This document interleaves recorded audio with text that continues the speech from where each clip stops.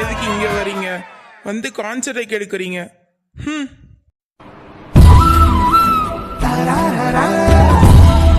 நிலா நிலாமா எழுந்திரி, time ஆயிடுச்சு பாரு. Frame frame frame, எப்ப பாரு இவளுக்கு இதே வேலைதான். எப்ப பாரு பிரேம் பிரேம்னே கத்தின்னு இருக்க கனவுல. ஐயோ, கரெக்டா நான் பிரேம் கிட்ட போகும்போது நீ என்ன எழுப்பி விட்ட போக்கா. எப்ப பாரு பிரேம் பிரேம் பிரேம் தானா? நீ மாடலிங் தானே பண்ற, அத பத்தி யோசி. எப்ப பாரு அந்த பிரேம் பத்தியே ஏன் யோசிச்சுன்னு இருக்க? என்னதான் இருக்கும் அந்த பிரேம் கிட்ட எனக்கும் தெரியலப்பா. நீ பிரேமை பார்த்ததில்ல, அவ்வளோ ஸ்மார்ட்டு ஹேண்ட்ஸம் அச்சோ, பார்க்கவே அவ்வளோ அழகாக இருப்பான் தெரியுமா உனக்கு? செம்ம க்யூட்டாக இருப்பான். எனக்கு எதுக்கு அதெல்லாம்? எனக்கு அதெல்லாம் தேவையில்லாத வேலை. ஃபர்ஸ்ட் நீ மாடலிங் பண்ணுற வேலையை பாரு, ஓகேவா?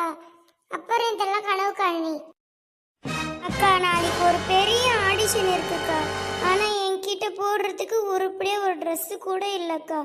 எல்லாரும் என்னை பார்த்து சிரிப்பாங்க, எல்லாம் கலைப்பாங்க. அட என் செல்ல தங்கச்சி, உனக்கு நாளைக்கு ஆடிஷன் இருக்குன்னு எனக்கு தெரியும். அதனால தான் உனக்கு ஒரு சர்ப்ரைஸ் வச்சிருக்கேன் நான். சர்ப்ரைஸா? எனக்கு எங்க காட்டு, சொல்லவே இல்லை நீ. இந்த ஓபன் பண்ணி பாரு. வாவ், சூப்பரா இருக்குக்கா ட்ரெஸ். ஆனா அக்கா, இது நீ உன் கல்யாணத்துக்கு சேர்த்து வச்ச காசுல வாங்கின பட்டு புடவை தானே? அதை எனக்காக ட்ரெஸ் தச்சிட்டியா நீ? எனக்கு என்ன நிலா, உன் முகத்துல இருக்கிற சிரிப்பு தான் எனக்கு முக்கியம்.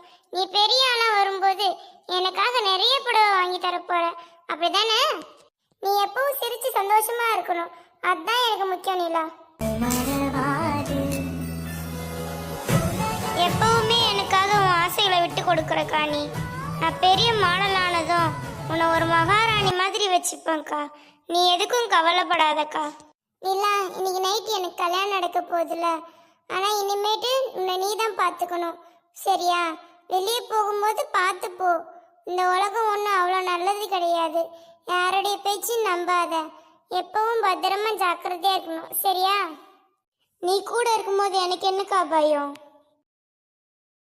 அக்காலும் தங்கச்சி என்ன பண்றீங்க? எப்ப பாரு அடிச்சு மாஞ்சினே இருப்பீங்க ரெண்டு பேரும், எலியும் பூனையும் மாதிரி. இன்னைக்கு என்ன பாசமலர் பொங்குது ரெண்டு பேருக்கும்? எங்க ரெண்டு பேருக்குமே பாசம் இருக்குதாம்மா. சரி சரி, இன்னைக்கு கல்யாணம் எல்லாம் உங்க அக்காவுக்கு. கல்யாண வேலைலாம் நிறைய இருக்கு, வாங்க போய் வேலையை பார்க்கலாம். அனுமா, இன்னைக்கு நீ காலேஜ் போயிட்டு அப்படியே வந்துருவல கல்யாணத்துக்கு? ஆமாம்மா, காலேஜ் போயிட்டு அப்படியே வந்துருவேன் நான் இன்னைக்கு. சரி சரி.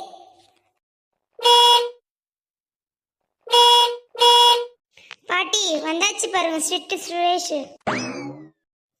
இவனுக்கு வேற வேலை இல்லடி அம்மா. டெய்லி வரான், பிக்கப் பண்றான், டிராப் பண்றான், வேற ஒன்னும் இல்ல. ஓய் அக்கா, ஓய் இங்க பாரு, சிட்டு சுரேஷ் வந்தாச்சு பாரு. ஏன் பாவம் டெய்லி அவர் வரும்போதெல்லாம் கிண்டல் பண்ணினே இருக்கீங்கன்னு தெரியல எனக்கு. பின்ன அவர் பண்றது பார்த்தா காமெடியா இல்லையா? அவர் மாட்டுன்னு வர்றாரு, ஸ்ட்ரிக்டா ஏதாவது சொல்றாரு, போறாரு. ரொம்ப ஸ்ட்ரிக்டா இருக்காருக்கா. நம்மளுக்கெல்லாம் இவர் செட் ஆக மாட்டாரு. என்ன பாட்டி, நீங்களும் இவ கூட சேர்ந்துட்டீங்களா? நான் என்னடி அம்மா பண்ணேன்? அந்த பையன் பண்றத பார்த்தா அப்படிதான் இருக்கு. சரி பாட்டி, எனக்கு டைம் ஆயிடுச்சு, நான் வேலைக்கு போயிட்டு வரேன். சரிடி அம்மா. நான் போயிட்டு வரேன்.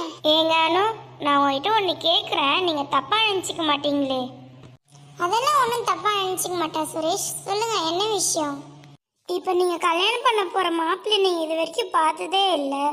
இருந்தாலும் எப்படி நீங்கள் கல்யாணத்துக்கு ஒத்துக்குனீங்க? திடீர்னு ஒருத்தவங்களை கூப்பிட்டு வந்து நிறுத்திட்டு கல்யாணம் பண்ணிக்கோன்னா எப்படி பண்ணுறீங்க நீங்கள்? ஏங்க அதுக்குன்ட்டு எல்லார்கிட்டையும் பழகி பார்த்தாங்க கல்யாணம் பண்ண முடியும். வீட்டில் எல்லாருக்கும் பிடிச்சிருக்கு, எனக்கும் ஓகே தான். தேவையில்லாமல் காசு செலவுங்க கல்யாணம் பண்ணுறதெல்லாம். பாருங்க எவ்வளோ செலவு பண்ண வேண்டியது இருக்கு தெரியுமா? அனு, நீங்கள் உண்மையிலே சந்தோஷமாக தான் இருக்கீங்களா? இந்த விஜய் பற்றி உங்களுக்கு என்ன தெரியும் சொல்லுங்கள். உனக்கு பிடிச்ச கலர் என்னன்னு தெரியுமா உனக்கு? இல்லை உங்களுக்கு என்ன சாப்பாடு பிடிக்கும்னு தெரியுமா உங்களுக்கு? அவனுக்கு உங்களை பற்றி எதுவுமே தெரியாதுங்க. நான் அவரை அன்னைக்கு மீட் பண்ணேங்க போன வாரம். என்னது மீட் பண்ணீங்களா? என்னங்க ஆச்சு? ஹாய் விஜய், வாங்க அனு வாங்க. மீட் கொஞ்சம் பேசணும் அதான் வர சொன்னேன். என்ன விஷயம் விஜய், சொல்லுங்க. இங்க பாருங்க அனு, எங்க வீடு சின்ன வீடு தான். எங்க வீட்டுல ஃபேமிலியில எல்லாரும் உங்ககிட்ட பெரிய வீடு வேணும் அப்படின்னு கேட்கணும்னு சொன்னாங்க. எனக்கு இந்த வரதட்சணை வாங்குறதும் கொடுக்கறதும் பிடிக்கவே பிடிக்காது. அதுதாங்க சொல்றதுக்கு நான் வந்தேன். ரொம்ப நல்லவரா இருக்காரே. பஸ் வந்துடுச்சுங்க, வாங்க நம்ம பஸ்ல ஏறிட்டே பேசலாம். சரிங்க விஜய். டிக்கெட் டிக்கெட் எங்கம்மா போன 2 பேரும் டிக்கெட் எடுங்க. அண்ணா பாஸ் இருக்குண்ணா என்கிட்ட. நீ என்னப்பா டிக்கெட் எடுப்பா? சார் என்கிட்ட பஸ் பாஸ் இருக்கு சார். சரி சரிப்பா. நீங்களும் டெய்லியும் பஸ்ல போறதுனால பஸ் பாஸ் எடுத்துருவீங்களா? ஆமாங்க விஜய், டெய்லி காலேஜ் போறதுனால நான் பஸ் பாஸ் எடுத்துருவேன். ஓகேங்க, நானும் பஸ் பாஸ் எடுத்துருவேங்க. டெய்லியும் பஸ்ல போய் டிராவல் பண்ணிட்டு வரதுனால பஸ் பாஸ் எடுத்துருவேங்க. 900 மிச்சம் ஆகுதுங்கக்கா மந்த்லி எனக்கு. பரவாயில்ல, இவரும் நம்மள மாதிரி காசு மிச்சம் பண்றாரு, அதிகமா செலவு பண்ணாம. எனக்கு இந்த மாதிரி செலவு பண்றதெல்லாம் பிடிக்காதுங்க. நான் எப்பவுமே சிக்கனமா தான் இருப்பேன். நீங்களும் என்ன மாதிரி சிக்கனமா இருப்பீங்கன்னு நினைக்கிறேன். அதனால தான் எனக்கு என்னமோ உங்களை ரொம்ப பிடிச்சிருக்குங்க. ஓகே விஜய். இதுதான் விஜய் நடந்தது. ஓ அப்படியா, சரிங்க.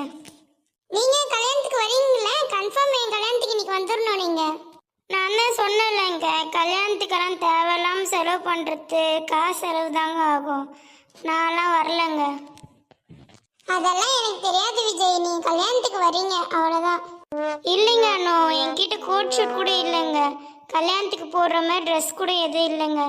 நான்லாம் தேவையில்லாமல் அது காசு செலவுலாம் பண்ண மாட்டேங்க. நான் வரலங்க. ஏங்க நம்ம சின்ன வயசுலேருந்து பழகின்னு இருக்கோம். ஒரு ட்ரெஸ்ஸுக்காக என் கல்யாணத்துக்கு வர மாட்டீங்களா? உங்களுக்கு போன வாட்டி கடையில் எடுக்கும்போது நான் உங்களுக்கு ஒரு கிஃப்ட் கொடுத்தேன்ல, அந்த ஷூ போட்டு வாங்க என் கல்யாணத்துக்கு. இல்லைங்க, அந்த ஷூ எனக்கு செட் ஆகாதுங்க. நீங்க பிடிச்சி பார்த்தன இந்த ஷூவை நான் பார்த்தேங்க. அது உங்களுக்கு பிடிச்ச ஷூ தான், அதனால தான் நான் உங்களுக்கு கிஃப்ட் பண்ணேன். இப்போ என்ன பிடிக்காதுன்னு சொல்றீங்க? எனக்கு தெரியாதுங்க விஜய், நீங்க வந்தே ஆகணும் என் கல்யாணத்துக்கு. என்னங்க நான் எவ்வளோ சொல்லி நீங்க கேட்கவே மாட்டேங்கிறீங்க. வான்னு ரொம்ப கம்பல் பண்றீங்க. ஆமாங்க விஜய், என் கல்யாணத்துக்கு நீங்க வந்தே ஆகணும், அவ்வளவுதான் நான் சொல்வேன். என்னக்கா இன்னைக்கு உனக்கு கல்யாணம் செம ஜாலியா இருக்க போல? சும்மா இருடி, ஏதாவது சொல்லினே இருப்பா ஒருத்தி. என்ஜாய் பண்ணு. மாமா வேற செம கியூட்டா இருக்காரு. ஒரே ஜாலி தான் போல. என்ன வைக்கலாம் படுற? எப்ப பாரு என்ன கலாய்க்கிறது தான் என் வேலை.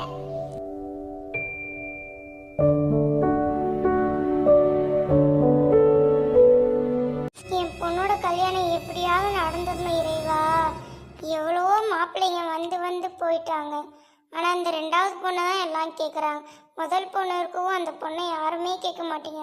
இந்த கல்யாணம் மாதிரி எப்படியாவது நல்லபடியாக நடந்துடணும் இறைவா. அம்மா உன்னை எங்கெல்லாம் தேடின்னு இருக்க? நீனு எங்கே பண்ணின்னு இருக்க? என்ன ஏன் சோகமா இருக்க? அதெல்லாம் ஒன்றும் இல்லடி, சோகமாலாம் இல்லை. கொஞ்சம் அக்கா கல்யாணம் ஆகிற வரைக்கும் நீ கொஞ்சம் ரூம்லேயே இருமா, வெளியே எதுவும் வராத. என்னம்மா நீ என்னம்மா சொல்ற? நான் ஏம்மா உள்ள இருக்கணும்? அக்காவுக்கு பாவம் எவ்வளோ பேர் வந்து பார்த்துட்டு போறாங்க. எல்லாம் உன்னை பிடிச்சிருக்குன்னு சொல்லிட்டு போறாங்க. அக்கா வருத்தப்படுவாள இந்த கல்யாணமும் நின்றுட்டா. அதுக்கு தான்மா சொல்றேன். லூசாம்மா நீ, எப்ப பாரு எதையாவது நினைச்சுனே இருக்காத நீ. அக்கா கல்யாணம் நல்லபடியா நடக்கும், வா. நீ எதுவும் யோசிக்காம போய் வேலையை பாரு, அங்க எவ்வளவு வேலை இருக்கு பாரு. சரிடி அம்மா, எப்படியாவது இந்த கல்யாணம் நடந்தா போதும் எனக்கு. ஆமா, அந்த கல்யாண பொண்ணு பக்கத்துல ஒருத்தி நின்னு இருக்காளே, சிரிச்சு பேசினேன். யார் இவ? அவளை விட இவ அழகா இருக்கா. யாருன்னு தெரியலையே, என்னவா இருக்கும்? என்னம்மா நீங்க தான் மாப்பிள்ளையோட அம்மாவா? யாருது? ஆமா நான் தான் மாப்பிள்ளையோட அம்மா. ஓ அப்படியா, சரி. நீங்க யாரு? பொண்ணு வீட்டு சொந்தமா? ஆமாம்மா, பொண்ணு வீட்டுக்கு நான் கொஞ்சம் தூரத்து சொந்தம். சரி, நான் உன்கிட்ட ஒன்று கேட்குறேன். அந்த பொண்ணு பக்கத்தில் ஒன்று அழகாக்குது, அந்த பொண்ணு யாரு? அட அதுதான்மா நான் பொண்ணோட தங்கச்சி. என்ன சொல்றீங்க? அது பொண்ணோட தங்கச்சியா? அவ்வளோ அழகா இருக்க பொண்ணு என்கிட்ட சொல்லவே இல்லை பொண்ணுக்கு தங்கச்சி இருக்குன்ட்டு. அதெல்லாம் எனக்கு எங்கம்மா தெரியும்? நீ தானே பொண்ணு பார்த்த, உன்னை தான் கேட்கணும். பொண்ணை விட இவ்வளோ அழகான தங்கச்சியை வச்சுக்கின்னு இந்த பொண்ணை காமிச்சிருக்காங்க பாரு. இன்னைக்கு இருக்கு இவங்களுக்கு. வாங்க வாங்க எல்லாரும் வாங்க. வணக்கம் வணக்கம். வாங்க உள்ள வாங்க உள்ள வாங்க வந்து சாப்பிடுங்க வாங்க. வாங்க வாங்க எல்லாரும் நல்லா இருக்கீங்களா? எப்படி இருக்கீங்க? வாங்க வாங்க பசங்களையும் கூட்டின்னு வந்திருக்கீங்களா? உள்ள போய் உட்காருங்க. போங்க போங்க. பசங்களாம் பின்னாடி வருதுக்கா. சரிம்மா சரிம்மா போம்மா போம்மா போய் உள்ள உட்காருமா போம்மா. ஏங்க ஏங்க இங்க பாருங்க. யார் அது நம்மளை கூப்பிடுறது? வாங்க சம்மந்தி அம்மா வாங்க வாங்க. சம்மந்தின்றதெல்லாம் அப்புறமா கூப்பிடுவீங்க. ஆமா உங்களுக்கு எத்தனை பொண்ணுங்க? அது வந்து சம்மந்தி எனக்கு 2 பொண்ணுங்க சம்மந்தி. எது 2 பொண்ணுங்களா? என்கிட்ட ஒரு பொண்ணு தான் காமிச்சிங்க. உங்களுக்கு இன்னொரு பொண்ணு இருக்குன்னு சொல்லவும் இல்லை காட்டவும் இல்லை. என்ன ஏமாத்துறீங்களா குடும்பமா சேர்ந்து? ஐயோ சம்மந்தி நான் உங்களை ஏமாத்தணும்னா என்னைக்குமே நினைச்சதே இல்லை சம்மந்தி.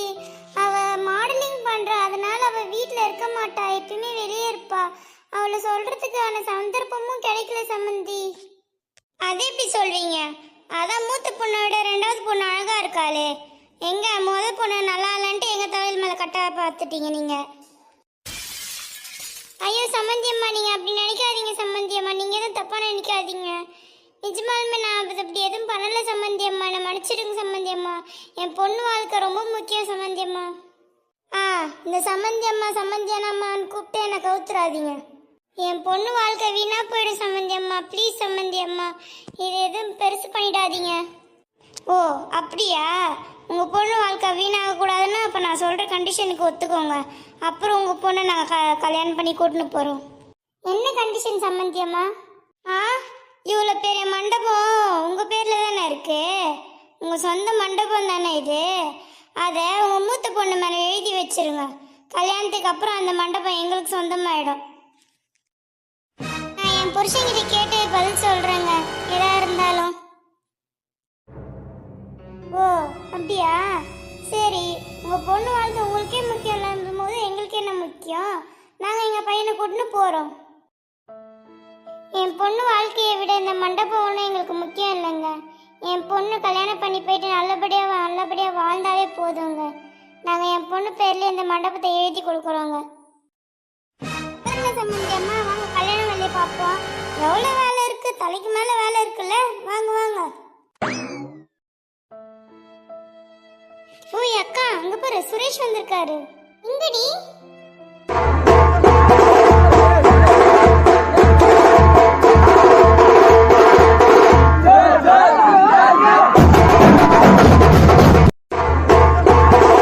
சுரேஷ் சுரேஷ் இங்க வாங்க இங்க வாங்க.